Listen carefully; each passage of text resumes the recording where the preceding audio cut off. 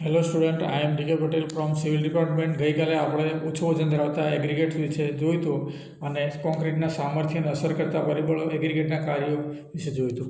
આજે આપણે જોઈશું કોન્ક્રીટ. કોન્ક્રીટ એટલે શું? તો કોન્ક્રીટ ટેકનોલોજી એ સિવિલ એન્જિનિયરિંગનો એક વિભાગ છે જેના સગલા પાસાઓની ચર્ચા એક પ્રકરણમાં કરવી શક્ય છે. આગળ જણાવેલા ઘટકોનું મિશ્રણ કરી કોન્ક્રીટ જરૂરિયાત પ્રમાણે બનાવી શકાય છે.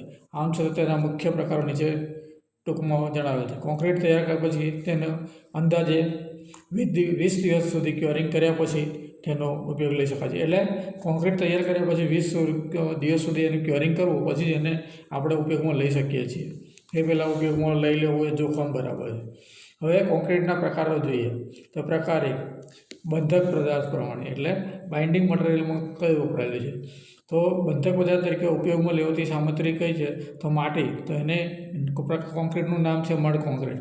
ચૂનો હોય તો લાઇમ કોન્ક્રીટ, સિમેન્ટ હોય તો સિમેન્ટ કોન્ક્રીટ, પોલિમર હોય તો પોલિમર કોન્ક્રીટ અને બિટ્યુમિન હોય તો બિટ્યુમિન કોન્ક્રીટ. હવે લોખંડના સળિયા હોય તો રેનફોર્સ કોન્ક્રીટ કહેવાય છે. હવાના પરપોટા હોય તો એર રેટેનિંગ કોન્ક્રીટ કહેવાય છે. ફાઇબર હોય તો ફાઇબર રિંગ ફોસ્ફેટ કોન્ક્રીટ કહેવામાં આવે છે, વગેરે. હવે રંગ પ્રમાણે તો 8 થી 10% રંગોનો ઉપયોગ કરીને બનતો કોન્ક્રીટને રંગીન કોન્ક્રીટ કહેવામાં આવે છે. વજન પ્રમાણે તો વધુ ઘનતા ધરાવતો, ઓછી ઘનતા ધરાવતો હોય, ડેન્સિટી એગ્રીગેટ, લાઇટ ડેન્સિટી, રેતી વગરનો નો ફાઇન એગ્રીગેટ્સ, નો ફાઇન કોન્ક્રીટ. BIS પ્રમાણે ઘટકોના વિવિધ પ્રમાણોમાં M5, M10, M20 વગેરે. અન્ય પરચુરણો પ્રમાણે plum, kerosene, cement ready mix, fly ash વગેરે. હવે એક આ અગત્યનો આપણા માટે ક્વેશ્ચન છે વોટર સિમેન્ટ રેશિયો. તો આ રેશિયો કોન્ક્રીટ માટે ખૂબ અગત્યનો છે. કયો? Water cement ratio. આ રેશિયો કોન્ક્રીટમાં પાણીનું વજન અને સિમેન્ટનું વજન દર્શાવે છે. સિમેન્ટને સખત થવા માટે પાણીની કેટલી જરૂર છે તેના કરતાં થોડું વધારે પાણી કોન્ક્રીટ ઢાળવા માટે સરળ બને તે માટે ઉમેરવામાં આવે છે. આમ છતાં વધુ પાણી ઉમેરવાથી કોન્ક્રીટનું સામર્થ્ય ઘટતું હોવાથી જરૂર પૂરતું જ પાણી ઉમેરવું સલાહભર્યું છે. કોન્ક્રીટમાં પાણી ઉમેરવાથી તેના સામર્થ્યમાં થતો ઘટાડો આકૃતિની અંદર બતાવેલો છે.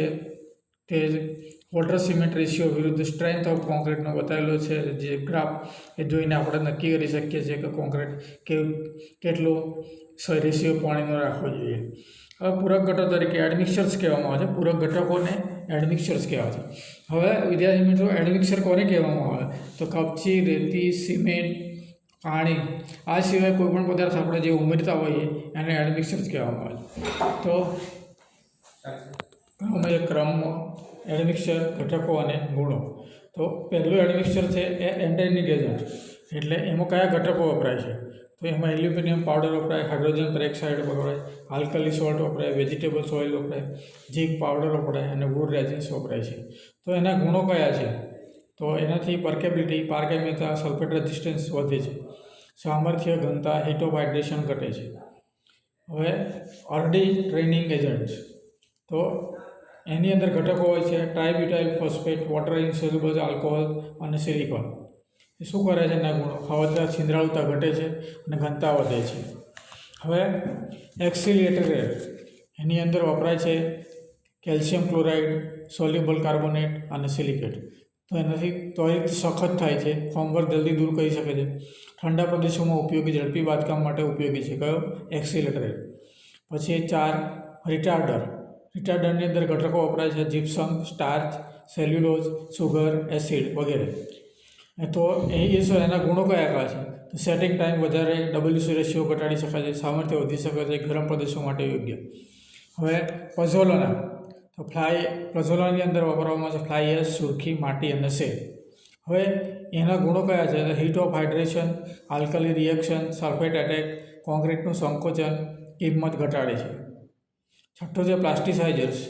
તો પ્લાસ્ટિસાઇઝર્સ ખાલી શું કરે છે? વર્કેબિલિટી સુધારે છે.